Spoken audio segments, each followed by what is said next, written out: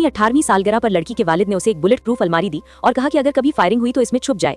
लड़की ने सोचा कि इसके वालिद को तो हर बात का खौफ है, आखिर ये कोरिया है, यहाँ फायरिंग कैसे हो सकती है। लेकिन अगले दिन इसके वालिद अजीब व गरीब हालात में इंतकाल कर गए और इससे भी अजीब बात ये कि वो उसके लिए 20 अरब डॉलर की विरासत छोड़ गए। लड़की हैरान रह गई। इसके दादा फिश टैंक बेचकर गुजारा करते थे। उसने कभी किसी को फिश टैंक से इतनी कमाई करते नहीं सुना था। चुनाचे उसने अपने स्कूल की अपनी बेहतरीन दोस्त से मदद मांगी। वो अपने वालिद की फिश टैंक वेबसाइट पर गई ये जानने के लिए कि आखिर ऐसे कौन से टैंक हैं जो इतने कीमती हो सकते हैं। लेकिन उन्हें अचानक एक पोशीदा साइट मिली जिसमें मुख्तलिफ हथियार भरे हुए थे।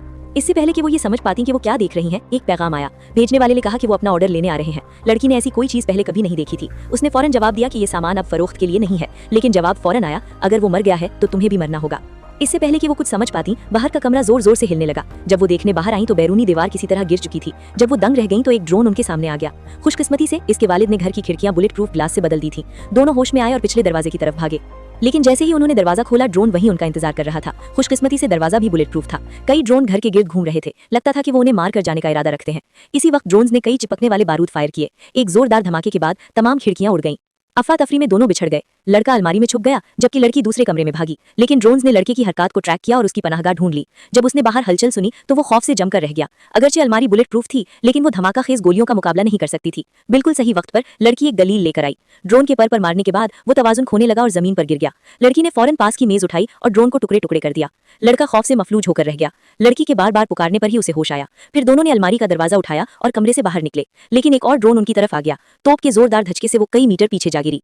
जब उन्हें लगा कि अब बस हो गया तो बाहर एक औरत जैमर लेकर आई। इसके असर से तमाम ड्रोन बंद हो गए। जाहिर था कि ये औरत लड़की की तरफ थी। लेकिन जैसे ही औरत लिविंग रूम में दाखिल हुई, एक स्नाइपर ने उस पर निशाना लगाया। औरत ने जल्दी से लड़की को रास्ते से हटाया, लेकिन वो खुद लुढ़क गई और उसका हथियार गिर गया। लड़की ने फर्श से हथियार उठाने की कोशिश की, लेकिन फिर उसे अपने वालिद की बात याद आई। कमरे के हर कोने में ऐसे ब्लाइंड स्पॉट है जो स्नाइपर नहीं देख सकता।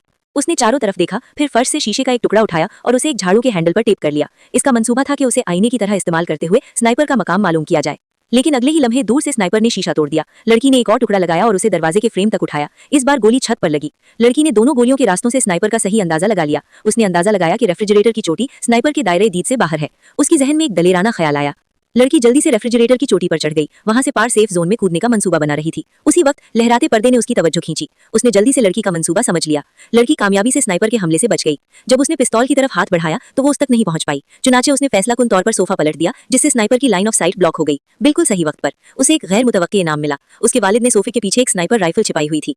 लड़की सिर्फ खुद दिफा के बारे में सोच रही थी, लेकिन स्नाइपर राइफल ने उसे जवाबी हमला करने का एतमाद दिया। जब तक स्नाइपर को होश आया, लड़की ने स्नाइपर राइफल तैयार कर ली थी। अपनी